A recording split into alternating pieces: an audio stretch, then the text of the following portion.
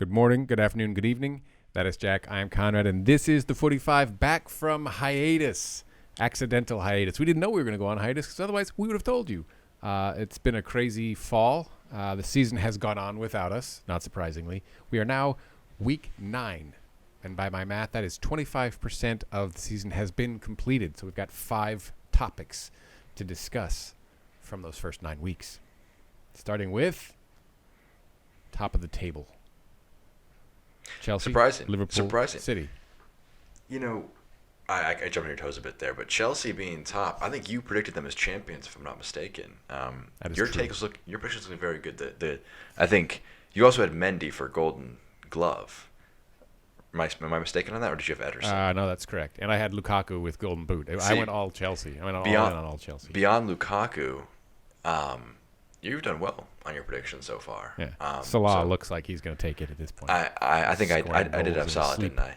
Yeah, he's playing phenomenally. We'll get to him in a second, obviously. Tuchel, I mean, his team are organized. I think that there were lingering rumors, especially from me, lingering doubts on, was this just a new manager bounce that they managed to push into the entire Champions League campaign?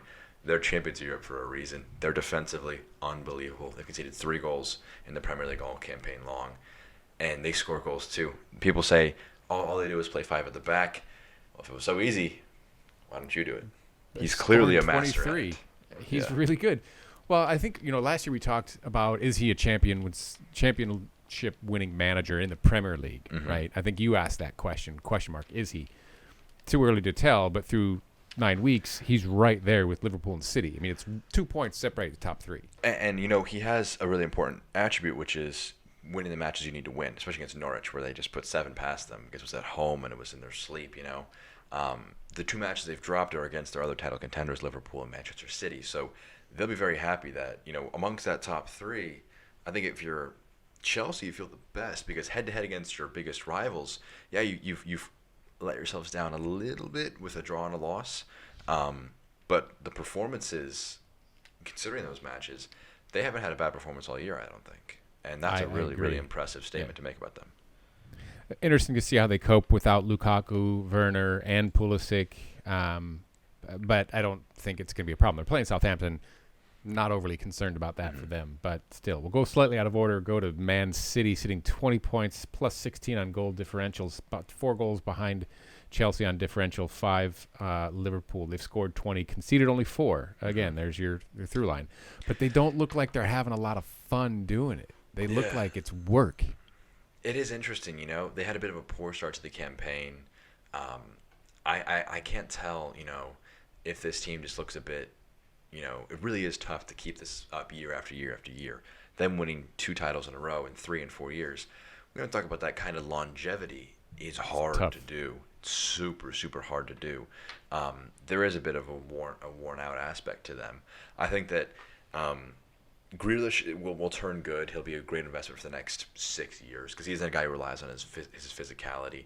He'll be a phenomenal investment for the next many, many seasons. But I think their lack of a clinical nature to their side makes them a bit more one-dimensional. I don't think just having a striker is as simple as it needs to be, but you look at what Aguero did for them.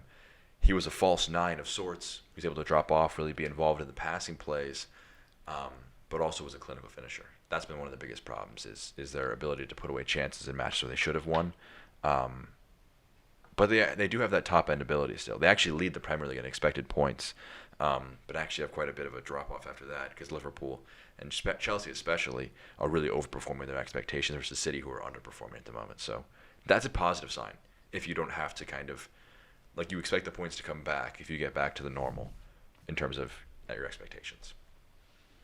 Brings us to the second place team today, Liverpool, scoring in bunches. They just coming off the wrecking of Man United at the weekend, but they are a machine.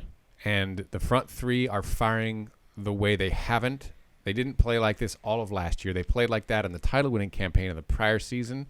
Midfield healthy for the most part. Backline healthy, which is the biggest difference between last year and this year. But who knows what is going to happen with Naby Keita after that horrific tackle from Pogba where he got the red in the weekend match.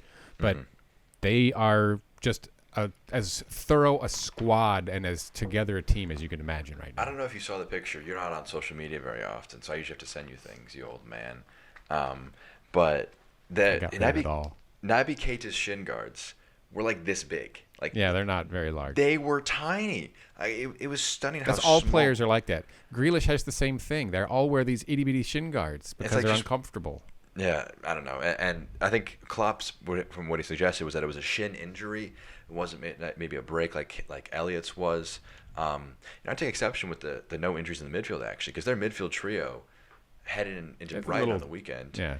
Is Fabinho is out injured. We're not sure when he's going to come back. Thiago, unsure when he's coming back. Keita, unsure when he's coming back. Harvey Elliott, unsure when he's coming back. I mean, that's 4 of, I think, your best midfield 3. Fabinho, Thiago, Keita is out, and Harvey Elliott, who was one of your starters already. So and to still cope, to put 5 past United, I mean. Well, when you have Henderson playing the way he's playing with that ball that he served up, like assist of the year. He had a bad start to the season in my eyes.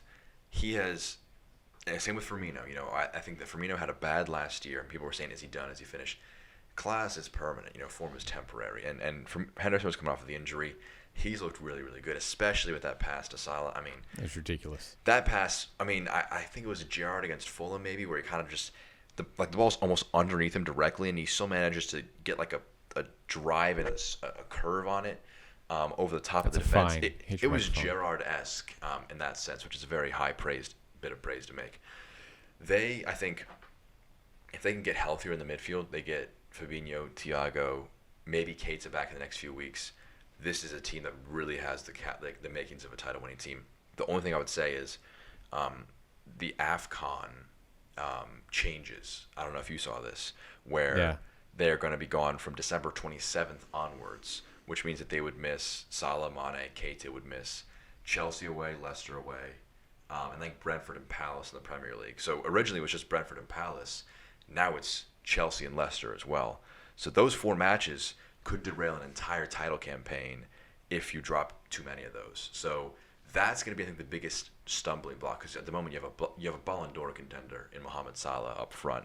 And I'm interested in your thoughts on where he ranks in that, because that voting just ended today when we were recording this. He's up there with almost anybody in the world right now. I don't know that you can. What's going to be the difference maker is who won titles this year, right? I think that's what's going to put him over the top. Messi winning in South America. Lewandowski had a great year. Benzema had been having a phenomenal year as well. Chelsea fans might hate me for saying this. Please do not let it be Jorginho.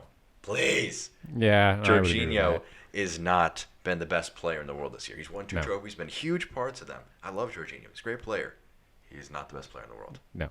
I think but you also, with the recency bias being what it is, Salah has been absolutely on fire. And last year he wasn't this good. And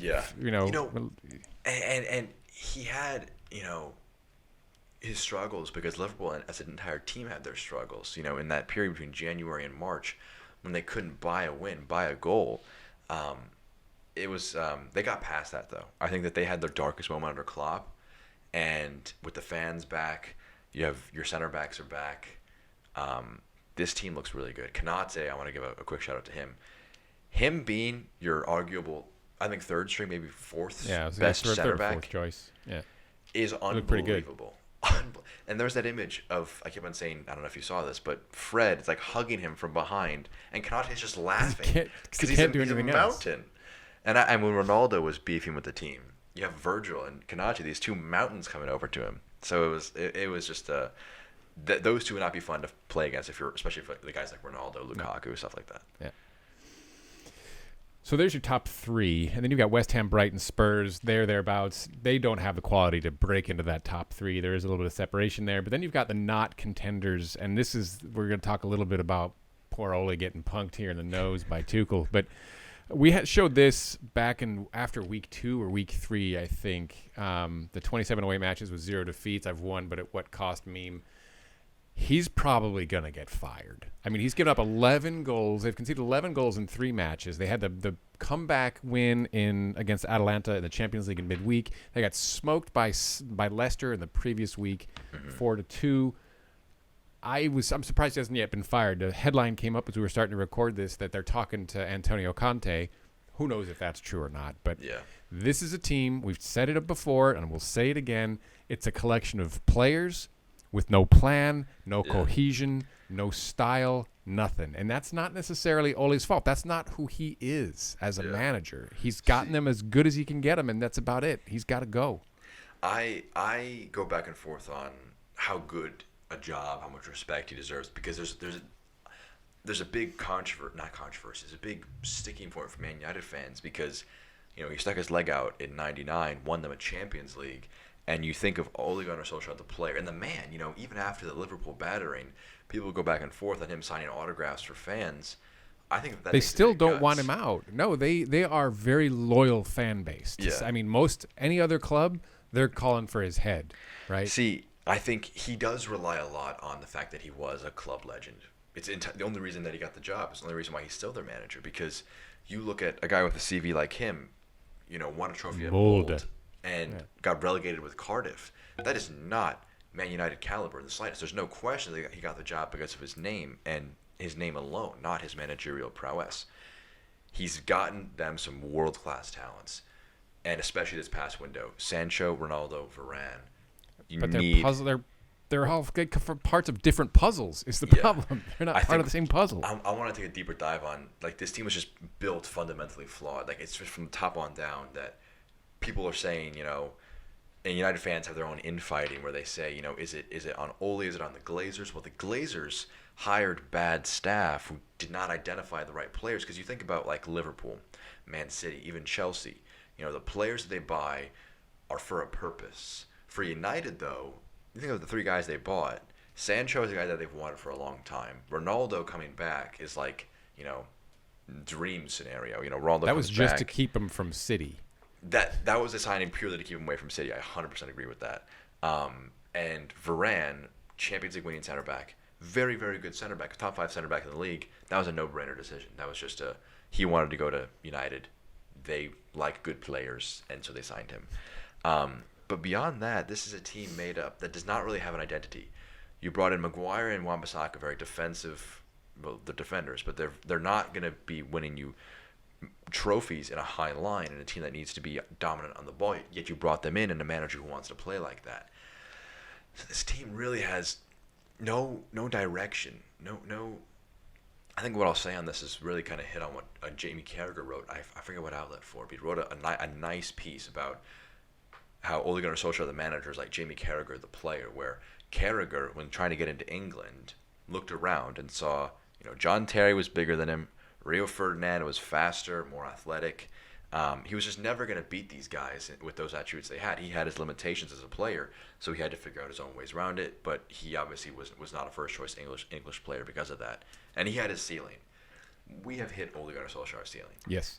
And I think anything more just serves to, further stain his legacy as a United legend. I don't think he's going to not become a United legend, but, you start the season, I think it's 4-1-0 if you're United. In the last 4 matches, they've lost 3 and drawn 1, and this is the toughest gauntlet of their season that they're coming into. Spurs next, they have Man City in a few matches. So you could say maybe you let Solskjaer ride out this tough wave, let him ride out the calendar year. I think that this team is in need of some change. Conte could get some real stuff out of this team. They're not guaranteed to make it out of their Champions League group, and knowing his track record in the Champions League, I think if at this point, I don't think they don't want to fire him. It's so clear, abundantly clear. Any other club, 5-0 loss to your biggest rivals at home, the question is almost a no-brainer if you have the other things around it. So I'm really interested in what they do, because if he stays around for too much longer, this team really could. I mean, they're 8 points off the title race already. So that whatever manager comes in is almost in a race for top 4 already, not just a race for the title. That's going to be really interesting to me on what happens going forward. Good news is they're not in this situation, which is the other end of the table. This is not okay in these cases. You got Sean Dyche and Burnley, 18th on 4 points. Years of underspending may finally be catching up to them. I think we predicted that they would go down this year. I like Sean Dyche. I like some of aspects of what Burnley do, but I don't think they're going to escape. this point. No, I think that it would be a surprise, to say the least. I mean, they've conceded 15 goals. The Burnley that really kind of was this defensive power, really has kind of waned in recent years. So last clean sheet in the last 5 was against Norwich, and they couldn't score against them. Oh, they lost Tarkovsky, right? Yeah, and Norwich, everyone scores against Norwich. I mean, not scoring against Norwich is kind of surprising. Our goal difference is -21. Yeah, they've Norwich have in the other 8 matches have conceded 23 goals. Did we both have Norwich bottom? Maybe we had Watford bottom.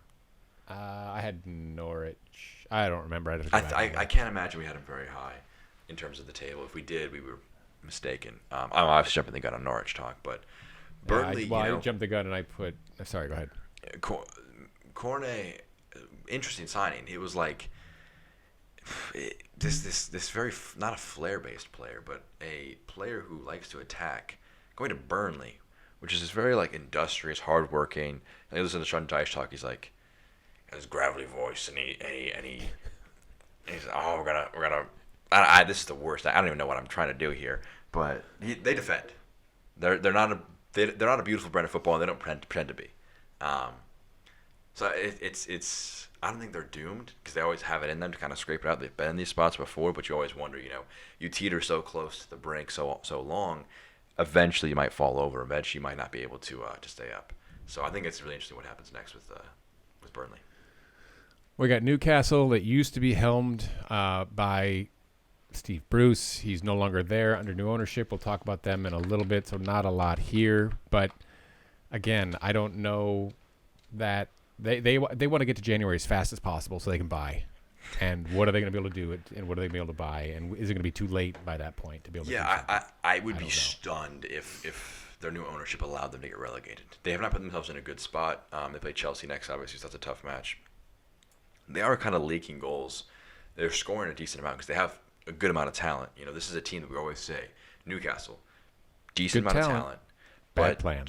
Yeah, just not a great plan. And Bruce, I felt bad for him when the comments when he left. He was like, he was never really supported, all the comments from the fans. And there is an emotional aspect to these owners that, or to these managers, these players that you don't think about too often. So I felt a little bit bad for him, but it was clear that it just did not work out. Sometimes that happens, in life and in this sport. So the next direction they take, I think that they need somebody who is going to, like I've seen Erik ten Hag, who is the current Ajax manager, and Ajax are flying there. They just beat Dortmund 4-0 in the Champions League. I think is a step too soon. Completely different philosophy, though. He's a step too soon. Yeah, you need someone to save them from relegation, bridge the gap. Don't try and completely revolutionize the way you're thinking. Begin to turn the club's head in the other direction. This is going to be a process.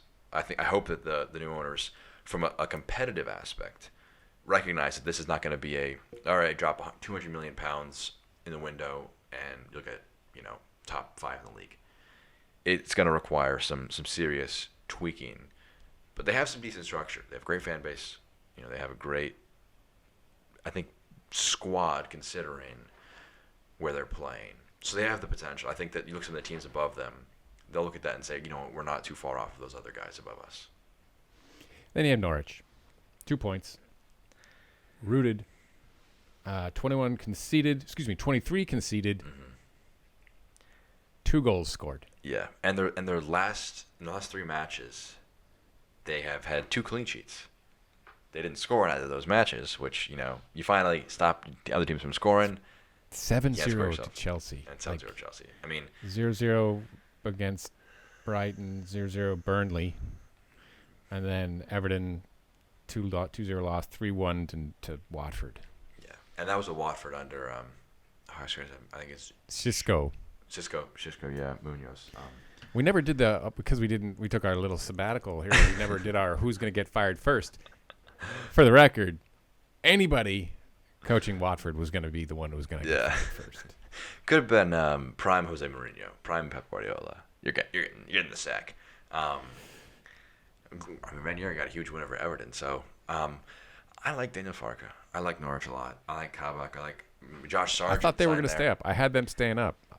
That doesn't look very good right now. Yeah, Sargent, he missed a fantastic chance in one of their cup matches. I mean, it was an empty net. He's about 20 yards out. He'd rounded the keeper, and he just didn't shoot the shot. Like, he just hit it too softly, and it kind of just didn't go in the back of the net. So I want to see him succeed. I like a lot of their individual talent, but Norwich, as a lot of people have correctly hit upon, is that they represent the growing gulf in class between the Championship and the Premiership in terms of their money, in terms of their talent, in terms of their resources.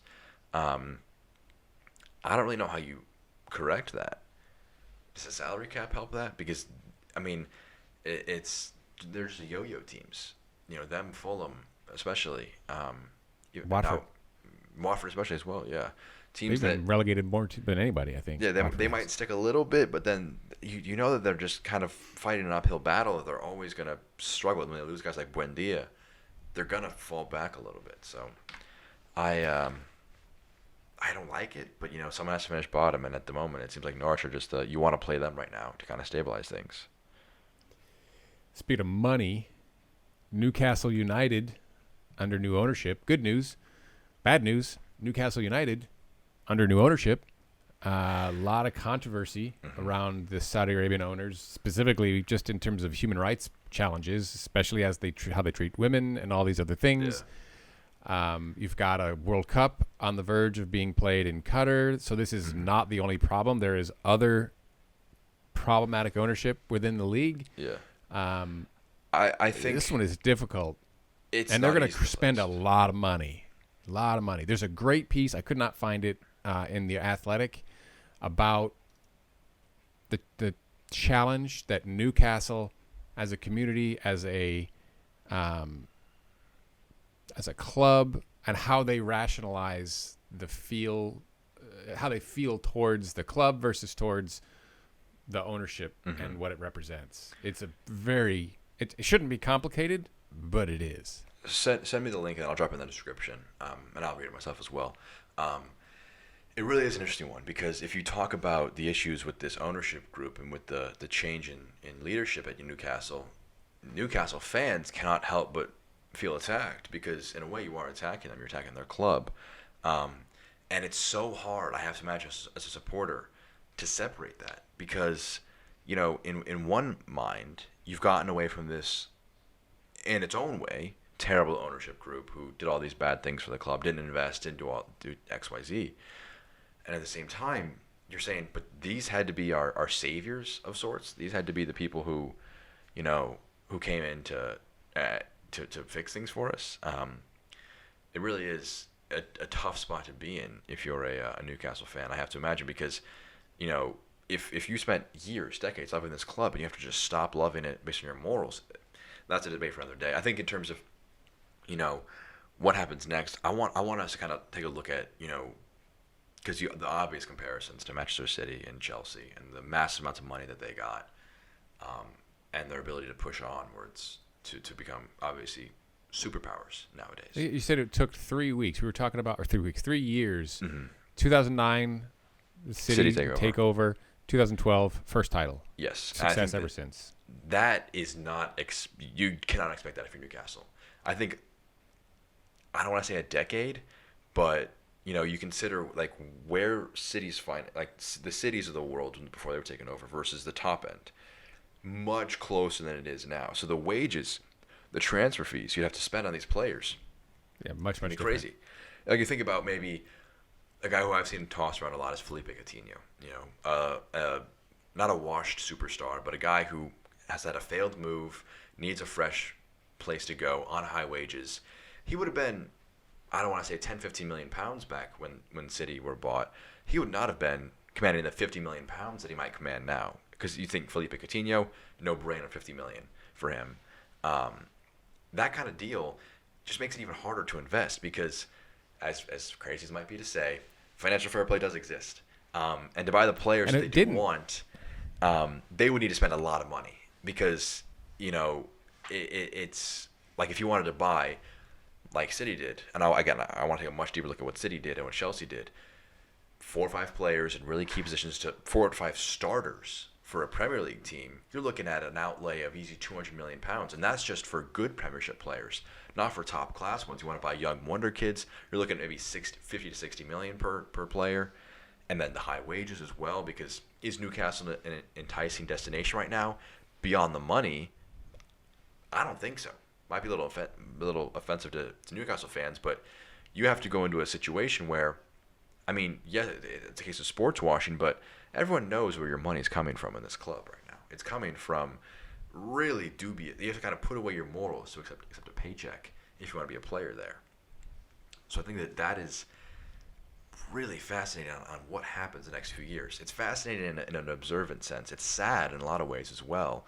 But really, it is kind of, I don't know. There's a lot of different feelings, a lot of different perspectives. But it is going to be very interesting how the Premier League is impacted by their finances and by their undoubted increase in talent and in influence. Well, the first thing the Premier League did was pass a law where you can't sponsor your own team, I can't recall the exact nuance of it, but and that draws comparisons to when City's been doing that for years. That's what I was going to say. That was one of the big issues, is that they had their Qatari run. They had a Qatari, I think it was, I don't know the exact details, but it was some business. Shady.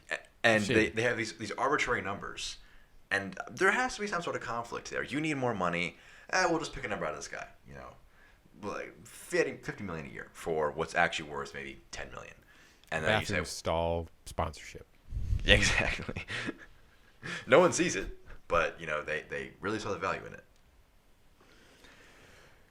The last topic we've got here is Brentford, the newcomers, Thomas Frank and crew. This image here from their 2-0 over Arsenal on opening weekend, which was just an absolutely amazing thing to see. And I think right behind them we got Claudio Ranieri, who is now the new top guy at Watford. They're just 2 points behind. I believe Brentford are 12th on 14 points. Did I get that right? 12th on 12 points. Sorry. And then Watford now just 2 points behind. Miraculously, I have 10 points and 3 wins. But I think but Brentford are just a really exciting club to watch. You see how much the community and the supporters just adore this club, and they're fun to watch. And I love Thomas Frank. He's just he's doing a great job with them. Yeah, they are. You think about, if you're a Norwich, if you're a Watford, you want to be the Brentford. You want to be the exciting. You want to be the playing some pretty fun football to watch, even though they are obviously with limited resources. They are the kings of expected goals, expected everything in the XG philosophy. Really good book that kind of explains the math and the idea behind expected goals. It was Brentford that were one of the first teams to buy a stat company to really kind of utilize it. And a crazy stat that I saw, Brentford are third in the league in expected points. Third. They're ahead of West Ham and Chelsea and everyone else, only behind Liverpool and Man City. They have 16.8 expected points. And they're underperforming that by about 5. By 5, so 4 or 5. Yeah, so they are, considering what the resources that they have, they're doing really, really well. And they have shown that if they get back to where they are expected to be, our favorite stat, expected, whatever, they're going to rise to the table. And I just think that match between them and Arsenal, and, we did talk about that one after that, because that was before our sabbatical, obviously, but that match still sticks in my head, because that match truly felt like the fans were back. Truly felt like English football was back to the way it was. That hearing that crowd just sing "Hey Jude," and it was like, that was just an unreal experience from a club that you're talking about Newcastle and the cynical, the really sad part of football and the state of it these days, and the global aspect of it. Brentford, a club that don't have huge resources. They didn't get here based on their pockets. They got here because of a really savvy transfer market decisions, really good management from Thomas Frank and everyone around him. And it's a tremendous, it's 17,000 fans versus you have these huge stadiums that attract tourists from across the world. Us kind of Americans go to these stadiums. You're not going to Brentford, and that kind of has its own charm to it, where it's. I don't want to say uniquely English at all, but Well, They so are if you very look at the fun to watch. Amex on the South Coast, right? It's 20,000 seat stadium. I mean, it's beautiful. Mm-hmm. I mean, all these stadiums they're tiny, they're gorgeous. And then you've got the big corporate stadiums that just don't have the same kind of Arsenal's, Spurs, West Ham's, these stadiums that are huge stadiums, really like state of the art, can fit venues for the biggest rock stars in the world, but loses kind of that aspect of football that we all love. That'll do it for us for the first 25%, 5 from 9, if you will. Please do let us know what you think in the comments. Subscribe, look for us on the Twitter at the 45. Jack Conrad 45. Take care now.